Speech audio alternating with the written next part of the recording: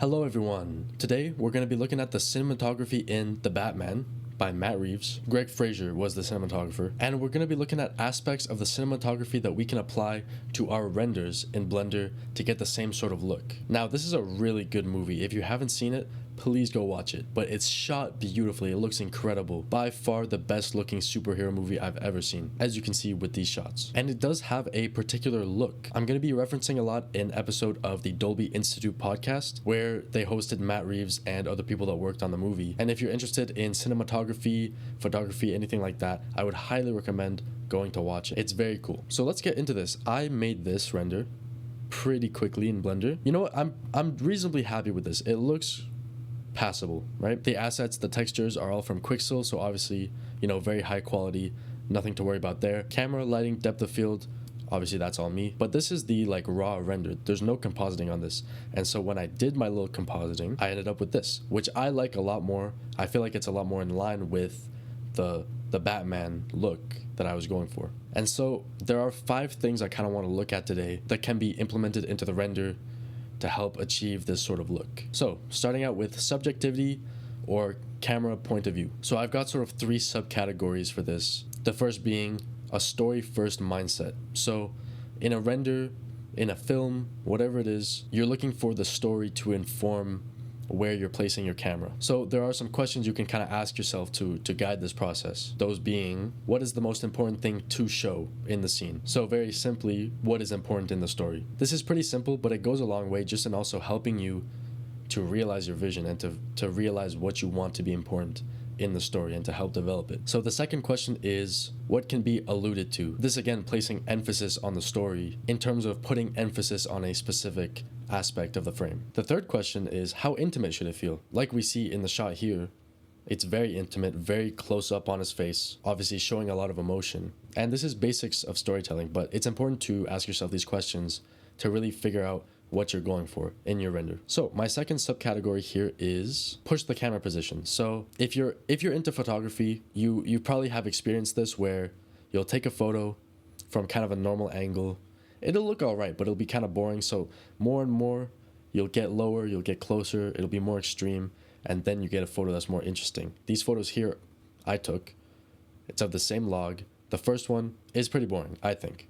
And the second one is after I got closer and I got lower to the ground in sort of an uncomfortable position. And I found this angle, which I found to be more emotional, more interesting, and just overall better. You can also look at shot reference. So if there's something that inspired your render, try to notice what sort of camera angles they were using in that work, and that can inform what you use. And lastly, frame a shot at scale. This just meaning that obviously in Blender, it's a digital camera. It has no physical form. So try to frame your shot as if there was a real camera to get a more realistic angle. And this can help to make your shot composition feel more real and more grounded. But now we're on to lighting and color simplicity. So first up here is to limit your colors. In CG, a lot of the time, it can be tempting to just add a bunch of lights because we can. It's not hard. Shift A, add a light, put it somewhere, change the color. Easy. But it can get really chaotic, and it's important to really be intentional with the lights that we use. Having a look or a palette that you develop beforehand can speed up the process going into the lighting and keep it a lot more consistent. And it can also be informed by the emotions or the themes of the scene.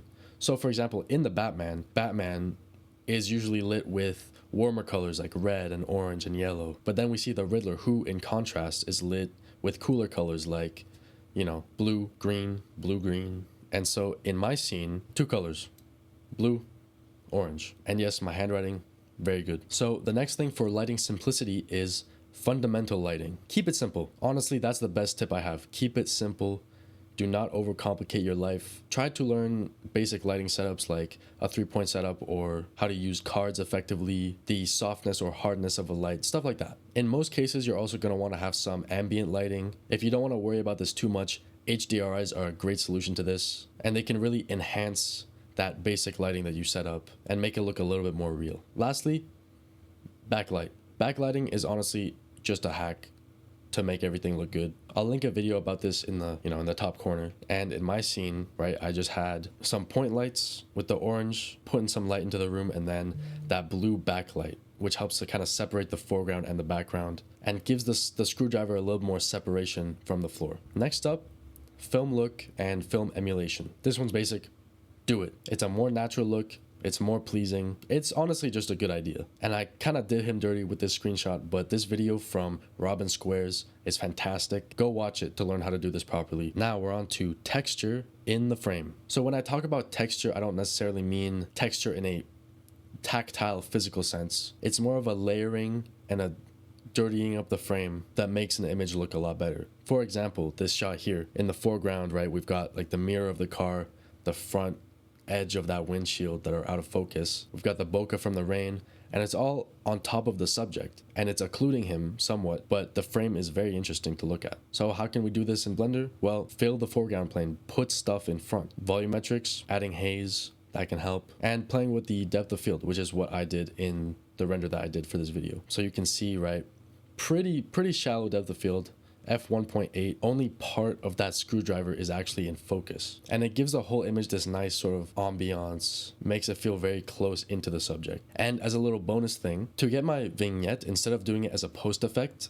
I just added in a circle with a hole in it, make it a black material, put it in front of the camera, very close to the sensor, and then you kind of scale it down to where you want, and it gives you a really nice in-camera vignette effect. The next thing is a dirty lens. So lens haze and grime is sort of inevitable because, you know, in the real world, a perfectly clean lens doesn't exist, as well as lens flares that sort of add a layer to your image and can make the lights more interesting. So this is the setup that I have that is inspired by the Robin Squares video. So this blur into the mix is called a low pass, which gives that sort of haze on top of the image, and you can adjust the intensity of that, and then a glare node. And lastly is grain. So grain, I've talked about this before, but it makes it feel a lot more organic. It can also cover up CG noise that you get from, you know, lower sample count or whatever. And it can also help to cover up denoising, because if your final render is denoised and there's no grain on top of it, it's gonna look weirdly smooth. Adding that grain on top of that is a nice final step to make it feel a lot more real. And so the setup is pretty simple. Image of grain, scale it up to cover the frame, overlay it. Easy. Lastly is character in the lenses. Matt Reeves talks about this a lot in that Dolby Institute podcast, where they were inspired by old anamorphic lenses from the 70s, to quote him, that were really messed up. And so the focus is not in the middle, there's distortion, and they basically had lenses custom made to replicate this sort of effect. And we can actually do this in Blender. This is something I've been experimenting with. I've not seen anyone else doing this, and to be fair, I don't know how useful it is for most people, but let's take a look. So what I do is, in my composite, I have my normal lens distortion node, which is pretty common, but then I've got a cloud texture that is scaled up. I put it into a multiply add. The multiply is to control the intensity, the add is just to make it the default be the original scale. Where the cloud texture is white, it'll scale up by however much the multiplier is, and then where it's black, it'll just be normal. And then I scale the whole image by that factor, and we can see the result there. I honestly really like how this looks. It might be a touch too strong, so if you're trying this, you know, that's obviously up to your discretion.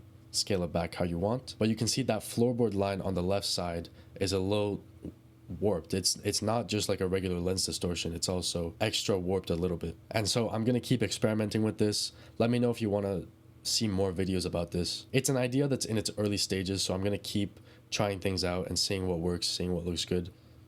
So let me know if you want to see that. And that's it.